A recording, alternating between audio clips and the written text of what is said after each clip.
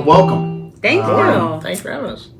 I'd like to introduce our, let's see, I don't even know what to call you guys. You guys are a guest here, but you're clients of mine. Frequent flyers. Frequent flyers. I get to go to your office sometimes too. Mm-hmm. These are the Hunters. All right. We have Katina and Michael. Mm-hmm. Can you tell me a little bit about you guys being at Coldwell Banker? Sure. Go for it. All right. So we started at Coldwell Banker almost 17 years ago. And I know it was 17 years ago because that's how old our son was. And I was very, very pregnant when I got my license. Yeah. Very pregnant. And we've been at Coldwell Banker ever since. And we have turned our brand into just the helpful realtors. Our tagline is that we are always here and happy to help. And I'd like to think that we do that on a daily basis with our clients. So 17 years, but how many years as a team together? Oh, 4 now. I started a team 4 years ago when I was so busy that I literally was. I would see her in bed. And then when she'd come to bed, she's usually crying. She'd cry herself to sleep, and that's not an exaggeration. It was pretty intense. I just wanted to do so many things for all my clients, and there's just wasn't enough hours in the day. So I either had to get out of the business or I needed to find some help. And Mike, actually, I tell this story all the time. I was looking for somebody that I would trust with my clients. And that's a really hard thing to do because they're my clients. They're your baby. They're my babies. And the one day Mike was out mowing the lawn. It was a beautiful Saturday. I saw his phone ringing and I thought it was his brother. And I answered it and it was his client. And he worked at a job previously. He didn't have to work nights, weekends, holidays, that kind of thing. It was strictly, sales. 7 to 5, that kind of thing. Yeah. So I run outside. He stops the mower, and I'm like, "Oh my gosh, I'm so sorry. I thought it was John, but it's John, your client." So he gets on the phone. He's like, "Hey, man, what do you need?" "Okay, you can wait till Tuesday." "You know what? I just feel better if I got it done for you today. Can I meet you in 20 minutes?" "All right, sounds good." And he stopped what he was doing, and he went there to help his client that totally could have waited until the next business day. So that was Michael's interview with you? Pretty much. I remember thinking, why can't I find somebody like that? The biggest deal was I had to stop mowing, which is like my biggest pet peeve. Is like a half mowed lawn. So that's a problem. Like, Dun, dun, dun. Like jump, but like what if it would have started raining? I know. Oh, don't even bring that up. Like Twitch. the lawn would have looked like that. I would twitch. Yeah. Yeah, that was before the kids could cut it. So she felt after years of marriage that you were finally worthy to work with her. I trusted him with the kids. I trusted him with the house. I trusted him with my heart. But our clients, I don't know. No, I mean, I worked with her in the beginning. Yes. I had my license, but I had a full-time job, so it was just help. I was kind of like her open house guy, or when she was in a hospital sick for a while, I would go show houses for her, but she would do all the paperwork. So it was actually... After a while, it just didn't make sense Yeah. for us to pay for him to have his license when I was really doing 90% of it. Yeah. So we let it go for a while until about 4 years ago. I didn't know that. So he had a license, you went into escrow for a little bit and then came back. Yep.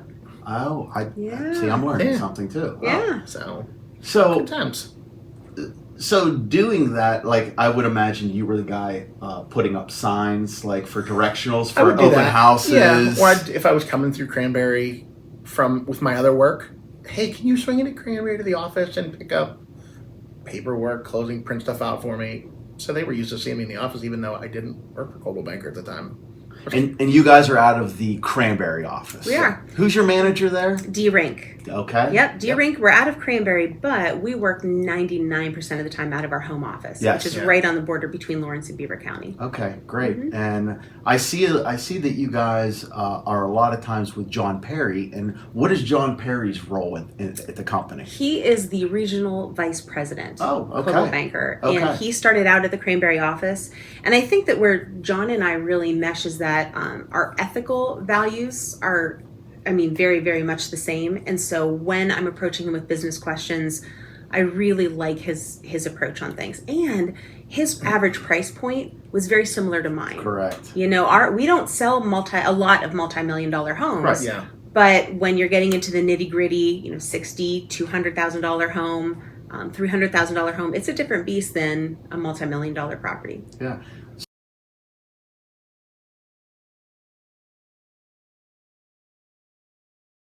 All right, Kate, the reason we're having this little interruption and I need your help because I need I need you to see the downfalls of my production, filming, and all of this. My pleasure. Sure. Okay. Great. Okay. Well, let's start by saying with the Hunters, I was excited because Katina's like a pro when it comes to these things, and I'm going to tell you a couple of reasons why she was a pro, and why my mind is so screwed up, and this is being shot. That's going to go right in the middle of their video. Okay. So probably I'll do this backwards. Whenever you're shooting videos, see this little button where you plug everything into? It needs to be on the on side, not the off, okay? Yes, I know. This right now destroyed my video with the Hunters to a certain degree, which I'm trying to salvage. So this is my screw up.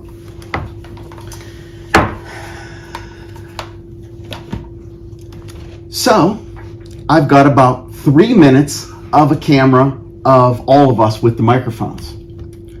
We sat here for about 33 minutes and talked. That camera, though, did everything. I'm not in it at all, which is probably a good thing. So that's a good thing, but you can still hear my big mouth talk.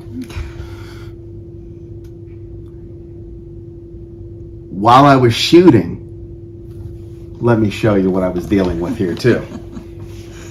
This shows you how much the Katina is a pro. Katina was sitting in that seat over there. There's a thing called sunlight coming in. At one point, I'm asking her questions, and I was even having a hard time listening due to the fact of what you're going to witness. Do you see how the sun's coming across her face? Welcome. That's nothing. Do you see now the sun is coming across her face? We like good lighting, but Now let me tell you, she didn't complain at all, didn't say anything. I want you to see how bad it gets.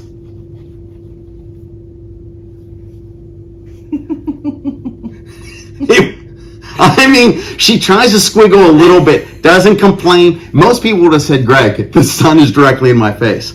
Well, I'm asking her questions, and I am like dealing with, oh my goodness, this is bothering her. What the heck am I doing? Now, I could have stopped because you'd think we're on live TV. We're not on live TV. And then I would have noticed, oh, I don't have one of the cameras plugged in too. That didn't happen. So after she gets blinded, I then go around and said, hey guys, thanks for doing this. And I go, and I see the camera is off. Now, during the whole podcast, this little thing is supposed to be lit up the whole time. For some reason, I didn't notice this wasn't on either. So needless to say, this podcast editing is challenging, where I'm disappointed with myself because they were so good. And she was so good, and I goofed up.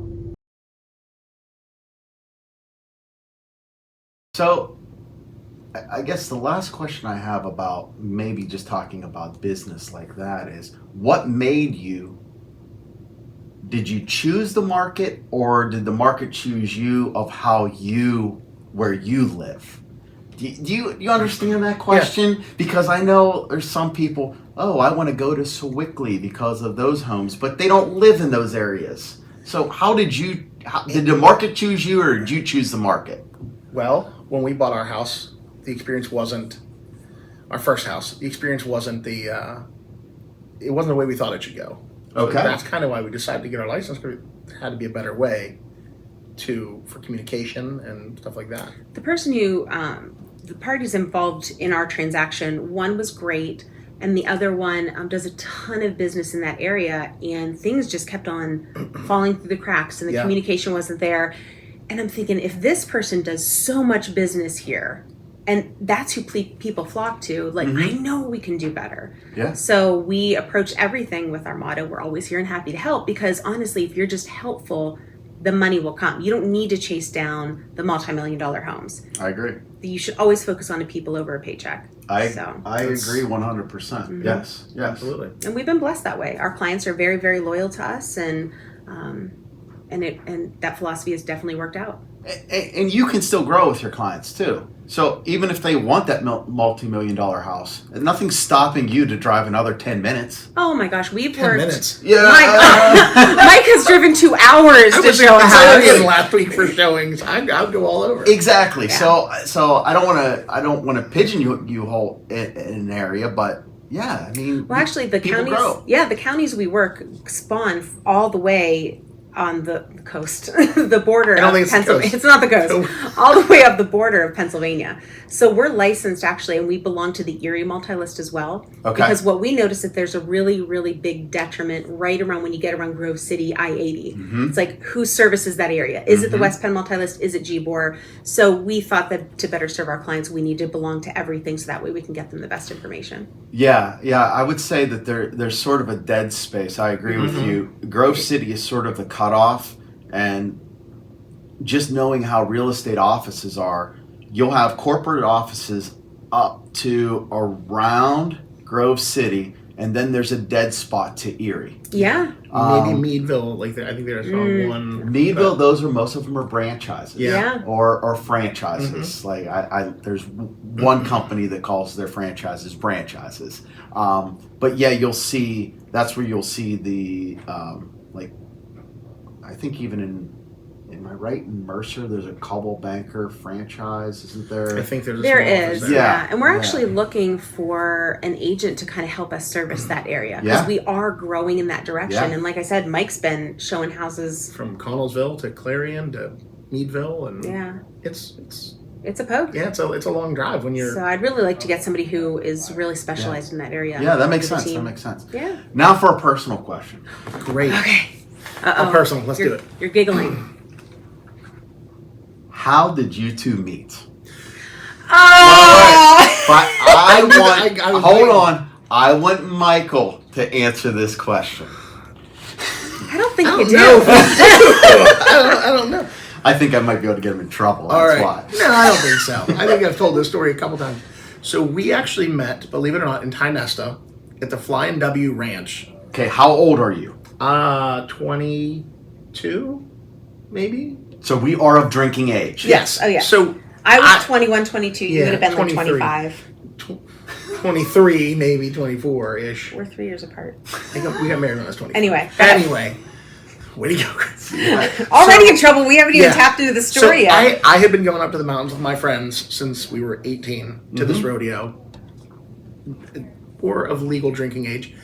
And Katina, unbeknownst to me, had been going up there since she was like 15 or 16 with her friends. Going up there, coming down. Well, coming down, sorry. Oh She yeah, came I down was from I was Erie. originally from Erie, so I would Okay. come down. Yes. So when you're at places like that, you're always looking for people the same age as you, especially if you're a guy, girls. And we never ran into each other until, that age.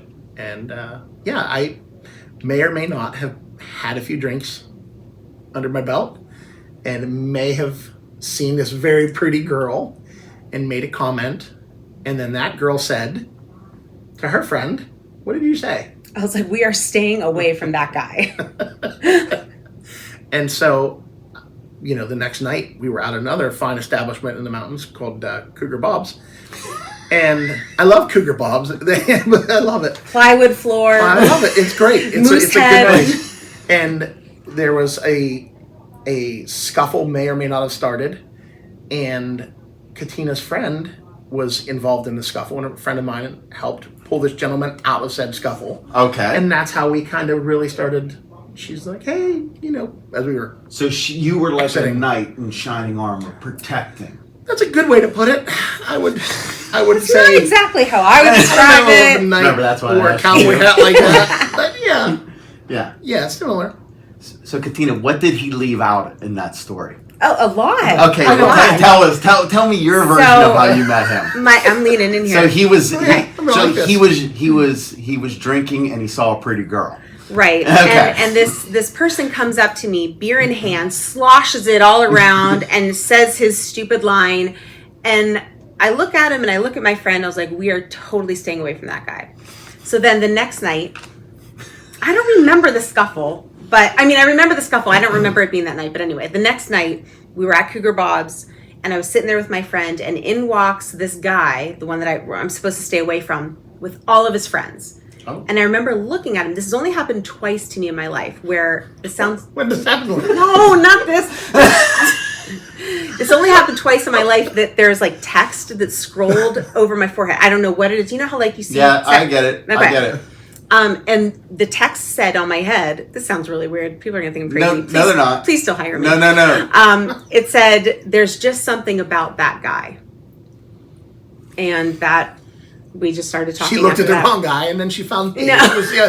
But the only other time that has happened is when several years ago, my family was going through some really big turmoil. And I prayed to God to give me the right words to talk to this family member. And literally, I woke up at 3 a.m. with the text scrolling over my head. So I do believe that, maybe without that, it wouldn't There have... may have been some intervention. Some divine intervention. I don't know. Been some divine I don't know. Maybe. Yours was just out. He needed it.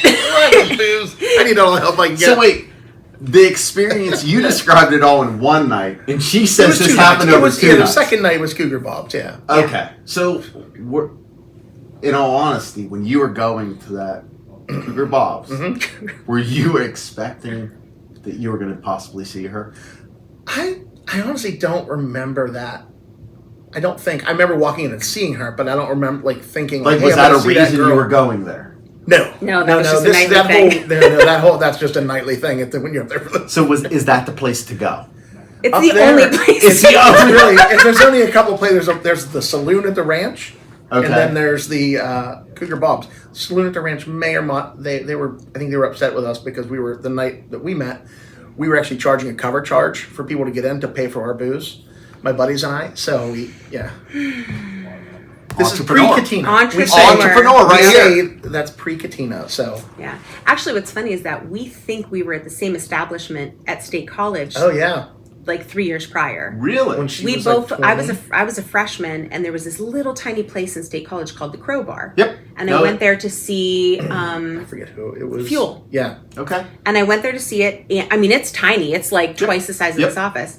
And Mike was at that same concert, so I'm pretty sure that it wouldn't it be Your cool, paths we crossed. Yeah. Possibly there. There was no text that day, No so text, I was nothing. like, forget that guy. Yeah.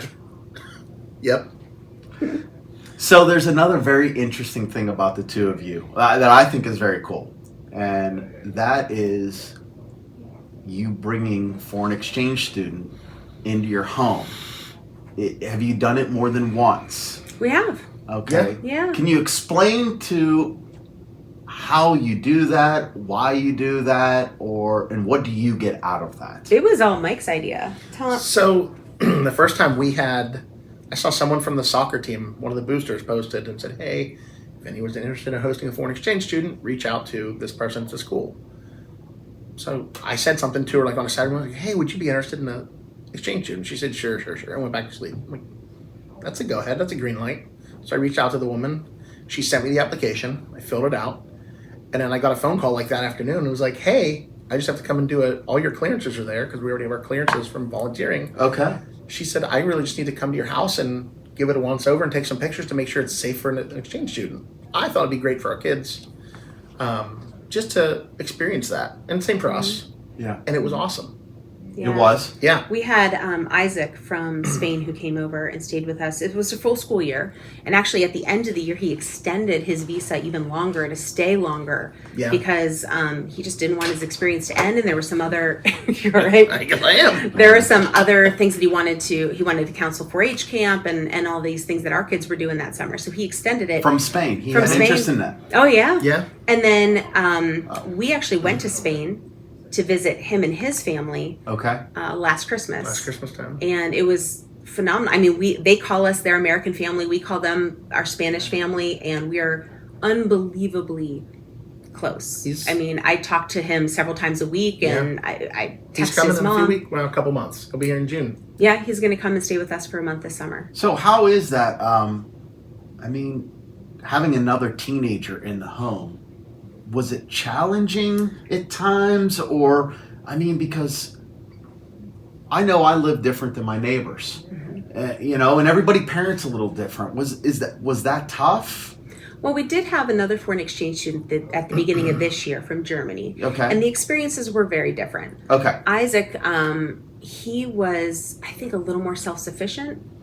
Yes. And he was more mature. But I mean, there were some hard things. Like he tried to make his own peanut butter and he like blew up our blender. But I mean, it's like normal kid Little stuff. He was such a good kid though. Okay. Like everything he did was just, Yeah. he never said a bad word about anybody. He was so kind to our children. He taught us so much. So you learned from him. So Yes. much. Now, Tom came here, and I just think that it wasn't the best fit. So, obviously, I mean, Yeah. you're going to have a clash of personality Yeah. sometimes. Yeah. And Tom ended up just really needing to be back at home in the environment that he was used to. Okay. So did he not finish the school year? No, he didn't. He Okay. left after the first semester, or So- the second semester. Yeah. Was he? Is it their senior year that they come, or do they come their junior year and then go back? How does that They work? Because come- I've heard different things. Yeah, it's weird. They Yeah. come depending on their age. Like I think Tom came as he would have been a sophomore. He was 16. He would have been a sophomore. he So was Isaac younger. would have been too. And but when they come here, they are treated as seniors, so they get to do all the prom, Okay. all that They stuff. they dance, they graduate. graduate and everything. So they're technically a part of the senior class, Okay. despite their age. Despite Yeah. their age. Mhm. Okay. I know in Beaver we had one this year on the soccer team, and I think he too was a junior, and he's going to go back and finish his senior Yeah. year back Right. in Germany. Okay. That's Right. So that's what I always Mhm. wondered, because I thought, boy, your senior year, that would be kind of tough to just leave Mhm. and leave your friends and things Yeah. like that. So, So when Isaac went back, he went back as a senior okay, at his school. Yeah. okay, that makes In sense. Germany, it's a little bit different. There's apparently some work. You could go back and then you just go to school for like 2 days and then you can work the rest. Something. It's very, very different. Okay. So I believe that was what Tom was going back to. Was Tom an athlete too? He was. He played football. Oh, He didn't get a lot of playing time because he just wanted. I mean, football is so American. yeah, But he yeah, just that's he wanted wanted. Oh, that's Yeah. Yeah, he okay. wanted to do, and I said, you may not get a lot of playing time. You may Yeah. just be sitting the bench. She's like, it's okay. I want to do football, which we really respected that Yeah. he wanted to try something so new, knowing that if he would have played soccer, he was just going to excel. So he was willing to try something new, knowing that he wasn't going to get, the notoriety from it, Sure. but it was about the experience. Whereas Isaac came and Isaac's drive is soccer. Oh dear. He found different leagues to play all year round. He was so fun to watch. He was fun to watch. It was really fun to. Yeah. So coming over, did they go to the playoffs When with Isaac. with Isaac? Did they go? Yeah, they made it to the. Was he allowed to semifinals. play in everything? Yeah, Mhm. he Okay. got cleared by the WPIL. Okay. There's special forms that they have to fill out, Yeah. and obviously you have to get the your physicals and stuff like that. All right. So Okay. listen to this though. First game, First game, Mike's out of town, soaking it up in the hot tub in Tennessee. guys. I'm here with the kids, and Isaac had a soccer game. As we're there, Isaac jumps in the air. Another player jumps in the air to get the ball, knocks Isaac. He comes down like a rag doll and is unconscious. Oh boy. I'm like, oh my gosh, I broke this kid. I broke this kid. I go running across the field, lost my shoe, like running across this field. He wakes up. He's only speaking Spanish. And I'm like, you didn't teach me anything. All I know is más café, por He's favor. only been there less than a week. I mean, it's, And I'm like, I don't know how to talk. So he's only speaking Spanish. He still to this day doesn't remember Holy the hit, waking up, the golf cart ride. He didn't remember what he had for breakfast. The ambulance, like nothing, right? So I'm following the ambulance. We're going to the hospital. I'm like, oh my gosh, I don't even have the kids' insurance cards. They're in Mike's wallet. So I'm texting Mike and I can't get a hold of him. I'm texting his friends. I'm like, send me a copy of the insurance card. We get there. And I was going to call his parents as soon as I knew something. Because as of right now, all I knew is he went unconscious, woke up, didn't remember anything, and it was not good. So I wanted to wait till we got some test results, because as of right now, they're blissfully happily thinking that Everything's great. everything's Yeah, fine, good. playing a soccer game in America. yeah. Well, because I was asking for his insurance cards from several sources, they reached out to the parents, and the next thing I know, they're contacting me through Facebook. They're like, the only thing we know is that he's in the hospital in America. What's going on? And I'm like, oh my gosh. So in my English, like I'm trying to dumb down the English, and Can they speak English? they're very Yeah. well. They're very, Very very fluent. fluent. Okay. However, the mom was less fluent than the dad. The dad was in another country, so Okay. I'm trying to talk to the mom, And everything was fine, and they were very appreciative. But I was just like, oh my gosh, they're never going to trust me with their kid again. Like, The moonshine tasting in Tennessee was good, though. It was fine. that's the moral of the story is that Mike was fine. It was on Labor Day weekend. Okay. And my buddies had their fantasy football draft, and a friend of mine owned some cabins down in Gatlinburg. So we took a road trip down to Gatlinburg for the weekend, and that's where I was at. Okay. Yeah. So I had to email her all the insurance stuff, and it was really, I had to get out of the hot tub. I mean, it was terrible. Very inconvenient. Ruined the weekend. I mean, Man. it sounds like you almost needed another weekend to make up for that weekend. What you've gone through. I know it was was tough. rough. It was very, very upsetting. Yeah. I'm never doing this again. Yes. So, just ending with today, tell people about what you're doing. You're doing wanting to do a podcast. You started stuff. You're doing stuff on a radio. Tell everybody so where they can see you, they can learn more about you. Clients can find you. Great. You can always go to katinahunter.net. That's our website. You can always find us also on the Katina Hunter team on Facebook, or the Katina Hunter real estate team on Facebook. And this is all like really accidental that this came about. A friend of mine had a radio show. He went into management. He wanted to give it to another realtor. So he asked me to take it over. So I did. And that's how I got onto the Pennsylvania Real Estate Show on WXED, which airs the last Friday of every month. The last Friday of every month. Okay. On Okay. WXED. And then I was doing so well at it, and I enjoyed it so much that she offered me another opportunity to do another radio show, which I called The Fold, which is the overlapping of our professional and personal lives. And I thought, well, if I already have this content, I might as well put it on a podcast format as well. So that will be up and coming. But as of right now, you can listen to The Fold on the second Friday of every month at noon. And the reason that you excel at this is because why? Is it your past life? I saw that you did speaking engagements or why? I did. So that's what. Maybe? This I isn't. don't know. It's not odd for you to be able to speak in front of people. No, I'm very. It's getting me. It's There's a getting me to microphone shut up. cover. It's amazing. It's like she carries one with her just in case an emergency pops up. So you have training. You are somewhat trained to speak. I am. Yeah. I'm very involved in Toastmasters. And Braggadocious. Come on, be brag. Let's see. 2 years in a row. She made it to the finals for. Say it. Made it to the finals for World Championship of Public Speaking through Toastmasters. Right. So you're no amateur here. She's good. I'm an amateur. I don't know what I'm doing here, but obviously you're a professional when it comes to these things. So it only makes sense that you are excelling at that. Well, thanks. And that's great. Thank you. That is great. Well, Thanks. guys, thank you very much for coming. Thanks for having us. I'm hoping that people enjoy this, and I hope they find the two of you. So Cougar this Bob's. year we can do some real estate closings together, and Sounds we're not good. going to Cougar Bob's. Okay. I might go with you. You should know be what good I mean? time. All right, we'll go. So, well, thank you guys very much. Thank you for having us. Good time.